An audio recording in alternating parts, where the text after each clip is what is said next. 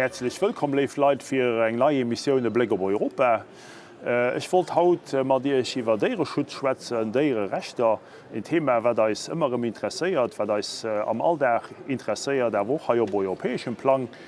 Und ich meine, es geht uns immer bewusst, wenn es zu Skandalen kommt, dann geht das Ganze immer vorgerufen, die das nicht akzeptieren von dem Quälen von Tieren oder an die Skandale, die da sind am Tierenschutz. Zweitens aber auch an Lebensmittelskandale, die immer dann in dem Moment auf Tapet kommen und die müssen von uns bekämpft werden. Für über das Thema zu schwätzen, habe ich einen Gast, Kollege Stefan Eck. Kollege kommt aus Saarbrücken, ein Nachbar sozusagen von Luxemburg und setzt sich seit Jahren, seit Jahrzehnten setzt er sich ein für Tierschutz, Tierrechte. Und ich bin froh, einen Spezialisten bei mir hier auf dem Plateau zu haben und möchte dann gleich eingehen in die europäische Thematik. Das heißt, wir haben seit dem Lissabon-Vertrag von 2009 ist das Thema Tierschutz, Tierrechte eigentlich auch hier im Parlament, hat an Bedeutung zugenommen. Ja, das kann man also mit Sicherheit sagen. Durch den Vertrag von Lissabon wurde eine Grundlage geschaffen.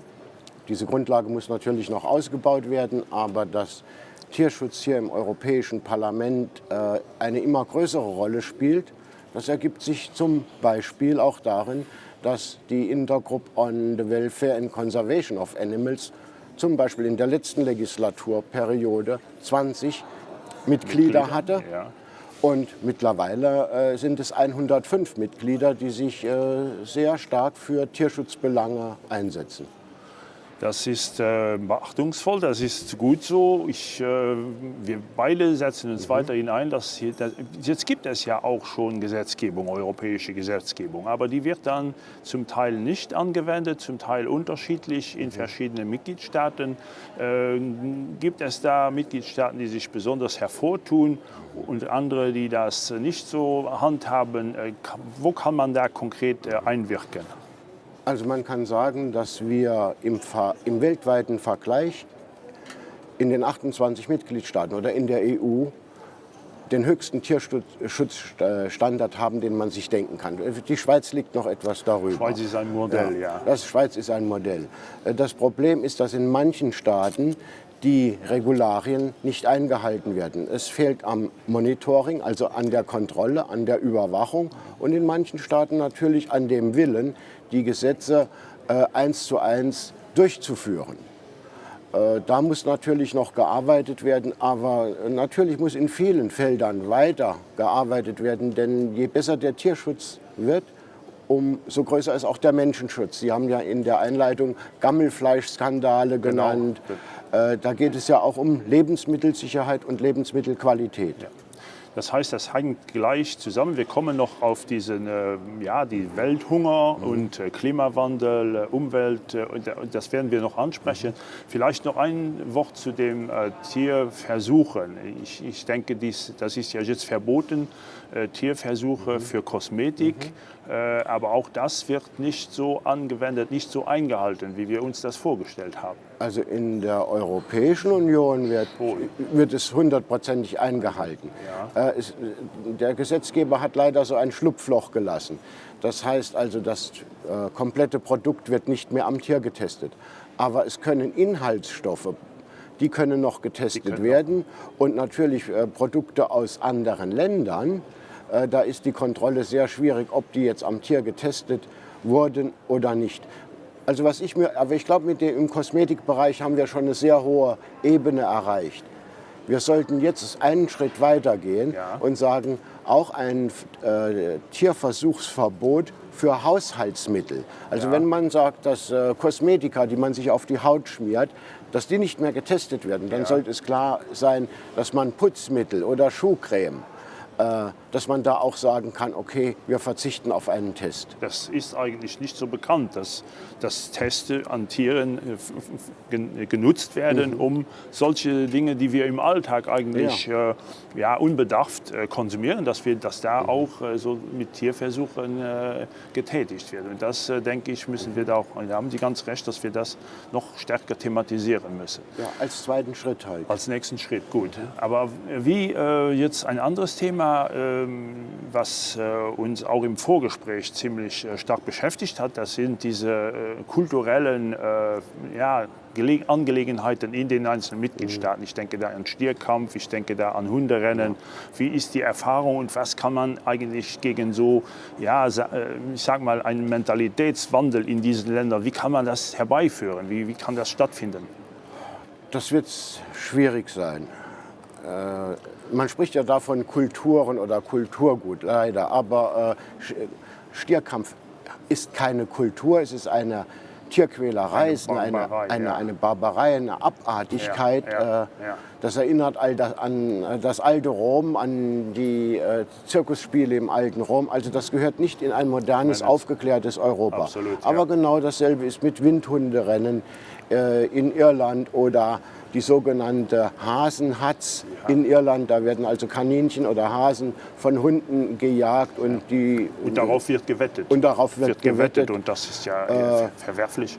Und das sind halt Schlupflöcher, weil die europäische die europäische Gesetzgebung, Vertrag von Lissabon, schließt also kulturelle Gegebenheiten quasi aus dem Tierschutz aus. Und dieses Loch wird dann benutzt. Und dieses Loch wird benutzt. Und da müsste man einfach in diesen extremen Fällen dagegen vorgehen können. Kann man auch über den Haushalt da was machen? Kann man zum Beispiel den Ländern Gelder nicht zuteilen, indem man da Einwirkungen... Ich glaube, das ist schwierig, aber wäre das eine Möglichkeit, wo man... Also das sollte der Luxemburger Steuerzahler wissen, dass von seinen Steuergeldern zum Beispiel Stierkampf mitfinanziert wird. Es fließen jedes Jahr etwa 5 bis 6 Millionen Euro nach Spanien an Subventionen, speziell für den Stierkampf. Da könnte man einfach auf die Kommission einwirken, zu sagen, für solche Barbarei werden keine Steuergelder gezahlt. Und dann würde auch wahrscheinlich der Stierkampf abnehmen. Aber man muss dazu sagen, wir sind auf dem richtigen Weg. In Spanien, die Bevölkerung... Da ist auch ein Umdenken. Da ist ein Umdenken. 71% der Spanier lehnen mittlerweile Stierkampf ab. Es liegt jetzt nur noch an der spanischen Regierung, dem Volkeswille zu folgen. Ja, absolut. Ja. Das heißt, wir sind auch da, denke ich, auf einem guten Weg. Auf einem guten Weg. Vorletzte Woche war in Brüssel eine Veranstaltung für Pelze. Und Sie haben dazu aufgerufen zu dieser Gegendemonstration. Das heißt, die Ausstellung war zugelassen, die hatte die Bedingungen erfüllt, sage ich mal, konnte nicht verhindert werden. Aber Sie haben mit großem Erfolg eigentlich eine Gegenmanifestation. Und können Sie vielleicht 2, 3 Worte dazu sagen, zu dieser Free Alliance? Ja, also es ist doch überall in Europa die Mehrheit oder die mehrheitliche Meinung in der Bevölkerung lehnt mittlerweile Pelz ab. Okay. Es macht keinen Sinn mehr zu sagen, man muss 150 Tiere, Nerze zum Beispiel, züchten und umbringen, um einen Pelzmantel herzustellen. Es gibt mittlerweile sehr gute Alternativprodukte, wo man kaum mehr einen Unterschied sieht. Und diese Pelztierzucht ist also eine Tierquälerei. Nummer 2, sie belastet die Umwelt. Und es werden dann die Exkremente der Tiere, also es ist umweltbelastend, es wird Chemie eingesetzt, das ist wieder gefährlich für den Träger von Pelzen. Und Pelz gehört nicht mehr ins 21. Jahrhundert. Das war mal ein Statussymbol, aber ich denke, das hat ausgewirkt. Und zum Glück ist da auch ein Umdenken, aber nicht so konsequent, wie wir beide uns das vorstellen. Und das hat ja schon abgenommen, das Ganze. Und deshalb auch immer wieder der Versuch der Pelztierlobby, hier im Parlament sich eine Plattform zu schaffen, um für dieses antiquierte Produkt, um es so zu sagen, zu werben, um Verständnis hier bei den Abgeordneten aufzutun, damit keine Gesetzgebung in den einzelnen Mitgliedstaaten erlassen wird gegen Pelztierzucht. Weil in vielen Mitgliedstaaten ist ja Pelztierzucht bereits verboten. Ehe wir zu diesem Umweltschutz und zum Welthunger kommen, möchte ich noch vielleicht ein Wort verlieren über die streunende Hunde. Die Hunde in Rumänien, ein Thema, was Sie sehr stark beschäftigt hat. Sie haben dazu eine Broschüre erstellt, ein sehr interessantes Dokument. Und vielleicht können Sie ein paar Worte dazu sagen, über die Situation in Rumänien und auch, wie wir hier im Parlament seit 2013 schon eigentlich entgegengewirkt haben. Ja, also die Streunerhunde in Rumänien werden zu zigtausenden umgebracht. Das muss man so nennen. Sie werden auf bestialische Art und Weise eingefangen und kommen in einen öffentlichen Shelter und werden nach 14 Tagen dann euthanasiert. Auch sehr oft hört man, dass die Euthanasie sehr unzureichend durchgeführt wird. Das ganze Problem ist dadurch, kommt es natürlich bei den Rumänen selbst zu sehr viel Leid. Nämlich das sind nicht nur Streunerhunde, sondern das sind auch Hunde, die Besitzer haben. Und die werden einfach eingefangen. Und mit dieser Methode der Massentötung löst man das Problem nicht. Das ist wissenschaftlich bewiesen. Es gibt eine humane Lösung, das heißt Catch, Neuter and Release. Die Hunde einfangen, sterilisieren und wieder freilassen. Nach einigen Jahren hat sich das Problem selbst gelöst. Und man sagt ja immer, der Hund ist der beste Freund des Menschen. Man sollte auch in diesem südosteuropäischen Land anders mit den Hunden umgehen. Natürlich muss man sagen, diese Hundetötungen, das ist ein Geschäftsmodell in Rumänien geworden. Das bedauerlich, leider. Ja, Korruption ist im Spiel von der untersten Ebene in der Bevölkerung bis hoch in Regierungskreise, wo an dieser Hundetötung sehr, sehr viel Geld verdient wird. Und Sie haben in der Zwischenzeit erstens mal das analysiert und auch schon Schritte unternommen, um da auch eine Lösung herbeizuführen. Und das, denke ich, muss man begrüßen, muss man auch unterstützen. Und wenn das auch nicht kurzfristig jetzt gelöst werden kann, dann trotzdem sind wir auch da nicht auf dem richtigen Weg, aber trotzdem, es geschieht was, dank Ihres Einsatzes. Ich habe eingangs gesagt, Umweltschutz, Klimawandel, Massenhunger, das heißt, Tierschutz ist ja auch ein Lebensmodell geworden, diese Massentierhaltung, wo wir eigentlich unsere Ernährung, wie wir die sehen, wie wir die gestalten durch diese Massentierhaltung, und auch da kommen immer wieder Skandale, immer wieder, das regt sie nicht nur auf, sondern sie setzen sich auch dafür ein, um eigentlich ein anderes Modell unserer Lebensmittel und auch unserer Lebensmittelversorgung herzustellen. Ja, die Massentierhaltung gehört einfach abgeschafft. Es ist nicht gut für den Menschen, es ist nicht gut für die Tiere und es ist nicht gut für die Umwelt. Das ist nicht einfach. Das bedarf eines Wandels im Denken der Bevölkerung. Aber ich glaube, viele Menschen die etwas älter sind, werden sich daran erinnern können. Früher gab es 1- oder zweimal in der Woche Fleisch, meistens von einem lokalen Bauern. Das war nicht belastet mit Antibiotika. Und die Leute sind auch groß und gesund geworden. Und stark geworden. Ja. Und ich möchte wieder hin zu der kleinbäuerlichen Landwirtschaft, weg von den Tierfabriken, wo das Tier nur noch eine Produktionseinheit ist, wo es gequält wird, manche Tiere sehen nie in ihrem Leben Sonnenlicht. Ja. Das ist der falsche Weg. Und die Bodenbelastung, die Wasserbelastung, die Ressourcenverschwendung. Vielleicht sollten wir über die Ressourcenverschwendung reden. Man muss sich vorstellen, über 50% der weltweiten Getreideernte wird für Tierfutter eingesetzt. 97% der weltweiten Sojaernte wird für Tierfutter eingesetzt. Und auf der anderen Seite stirbt alle 7 Sekunden ein Kind an den Folgen von Unterernährung. Es kann nicht sein, dass wir für unsere Ernährung in den Industrienationen andere Menschen leiden lassen. Ist ja nicht nur unsere Ernährung, die wir sicherstellen, sondern wir machen ja auch Geschäfte damit. Das heißt, unser Agrarsektor ist ja auch auf den Märkten, auf den Exportmärkten aktiv, um auch wirtschaftliches Wachstum zu schaffen. Und das ist natürlich eine sehr heikle Frage, um das ja, sage ich mal, in Frage zu stellen und ein anderes Modell. Man müsste sich meines Erachtens erstmal über das Ziel einig sein und dann den Weg beschreiten. Oder wie sehen Sie das? Sie haben mehr Erfahrung, Sie sind der Spezialist. Das Ziel, würde ich sagen, weniger ist mehr. Nummer 1. Konsumverzicht ist besser als Konsum, als grenzenlosen Konsum. Wir haben nämlich nur eine Erde. Der biologische Fußabdruck mittlerweile beträgt 1,6 oder 1,8. Das heißt, wir verbrauchen. Wir leben so, wie wenn wir fast anderthalb Erden haben. Ja. Wir haben aber nur eine. Und da müssen wir vorsichtig sein. Wir haben doch eine Verantwortung für die kommenden Generationen. Und darauf sollte man wirklich achten. Ich hatte das jetzt schon gesagt mit der Getreideverschwendung. Und ja, das Ziel ist wieder eine kleinbäuerliche Landwirtschaft.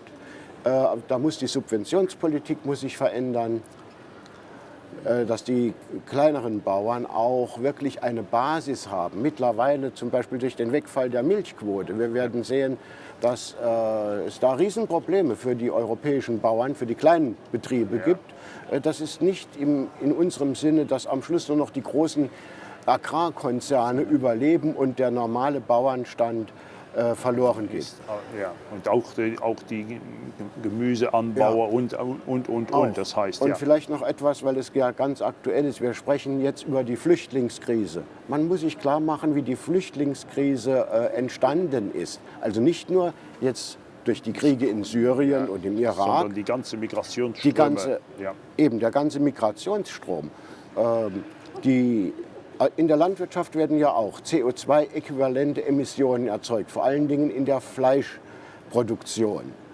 Wir kriegen also durch die Fleischproduktion, die trägt zur Klimakrise bei. Wir kriegen Klimaflüchtlinge, wir kriegen Hungerflüchtlinge. Absolut. Und auch die Handelspolitik der EU ist mitverantwortlich jetzt für die Flüchtlingsströme. Wenn wir Reis, Mais und Soja aus den Ländern der dritten Welt billig aufkaufen, hier veredeln in Hühnerteile und die wieder mit Subventionen zurückschicken, zerstören wir dort die heimischen Märkte. Einen ganzen Markt, ja. Aber das ist auch ein Thema, jetzt die Klimakonferenz in Paris ist ja auch in diesem Sinne, wie wir diskutieren, diese Begrenzung auf plus 2 Grad, denke ich, ist das Minimalziel eigentlich. Wird nicht genügen, um den Klimawandel, um überhaupt den Bestand der Erde aufrechtzuerhalten. Und wie Sie eben sagten, diese Flüchtlinge, das werden Klimaflüchtlinge sein, wenn ganz Bangladesch unter Wasser steht und wenn in Afrika Dürre herrscht und nichts mehr angebaut werden kann, bleibt den Leuten eigentlich gar nichts übrig, als auszuwandern. Und diese Migrationsströme werden meines Erachtens ein wesentliches mehr sein als das, was wir jetzt erleben. Was wir jetzt sehen, ist eigentlich ganz minimal, was in 10 oder 20 Jahren kommen wird. Denn man hat das Ziel 2 Grad bis 2050. Ich glaube nicht mehr, dass es einzuhalten ist.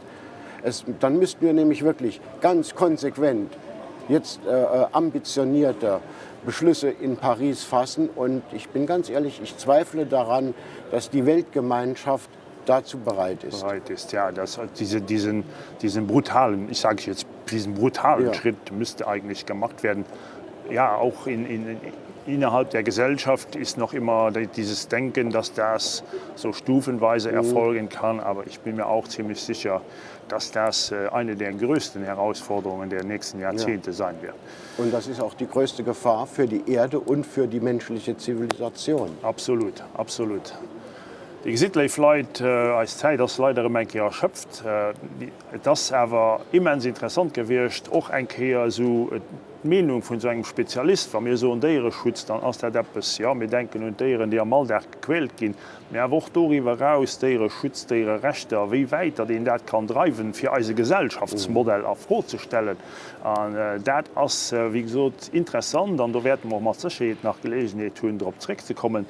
Vielen Dank, Kollege Eck, dass Sie hier mitgemacht haben, dass Sie den luxemburgischen Zuschauern ein bisschen diese Problematik. Wir konnten ja jetzt nicht ins Detail einsteigen und auch nicht, wir hätten noch länger ausführen können. Aber vielen Dank fürs Erste und mit Sicherheit werden wir Gelegenheit haben, das noch mal aufzugreifen. Ja, ich freue mich, es hat mir Spaß gemacht und wie Sie sagten, wir sollten einmal bei anderer Gelegenheit vielleicht mal in ein Detail hineingehen, denn Information an die Verbraucher, an die Konsumenten ist der erste Schritt zu einem Wandel. Absolut, zu einem Umdenken. Ja. Vielen Dank. Dankeschön.